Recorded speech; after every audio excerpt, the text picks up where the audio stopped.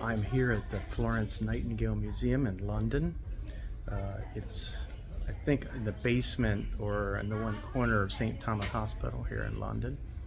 And I thought I would talk a little bit about the Mennonite connection to modern nursing, real briefly. So, what is the connection? Well, uh, the Mennonites in uh, 17th century, the 1600s in Holland, had deaconesses. So there was a Mennonite deaconess, uh, a system of deaconesses where the Mennonite church would designate or ordain deaconesses. This is documented in the Dordrecht Confession. It's a confession that um, many conservative Mennonites point back to, and I think often they say they honor, they respect, or they think that their confession of faith is kind of a rewording of it. And so the Mennonites had deaconesses, as documented in the Dordrecht Confession. And then what happened is there was a pastor, a German pastor from Kaiserwerth, Germany, who was trying to raise funds, and he went to Germany on this project, unrelated to nursing or deaconesses or anything. But he came to Holland, and he saw the Mennonite deaconesses, and he was so impressed. He said, Lutherans have to start a deaconess order. So he went back to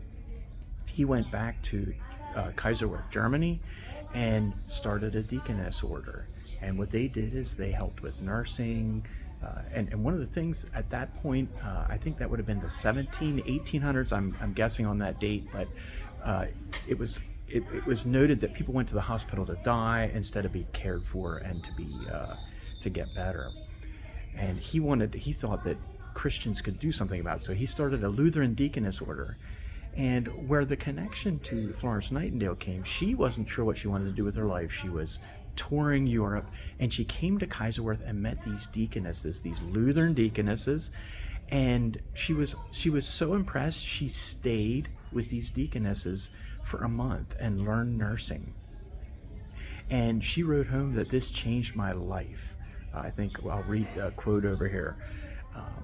And maybe one of the things I didn't note is Thomas Fliedner, who started the German pastor who started the Lutheran deaconess order. He actually wrote a book about deaconesses and has a portion of the book writing details about the Mennonites.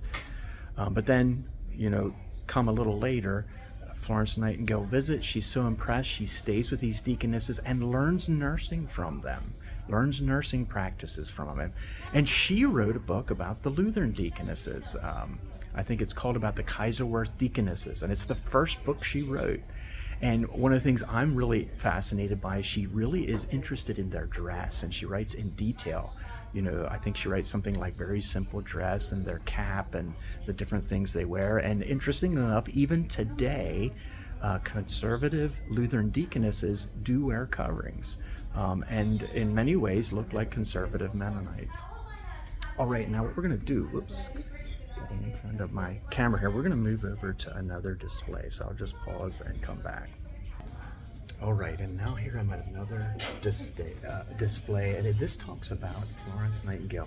The expectations of her time is that she would marry, and she really felt like God had something else for her life. And here it notes, I'll try to drill in here, she first trained to be a nurse at Kaiserwerth, a religious community in Dusseldorf, Germany, where a Protestant pastor, Theodor Fliedner,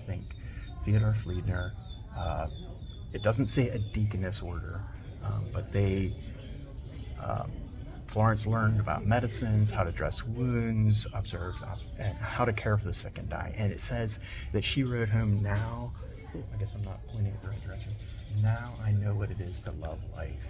And this really dramatically, it doesn't say deaconesses here, but Thomas Fliedner was the guy that started Lutheran deaconesses.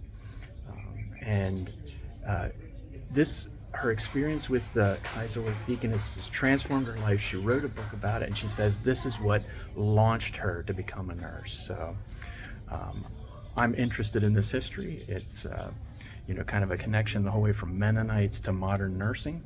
And it's interesting. One of the things I'm a little interested, I'd like to learn more about, and that is, the dress and the cap. How much was that a direct? How much was that a direct translation? But interesting history.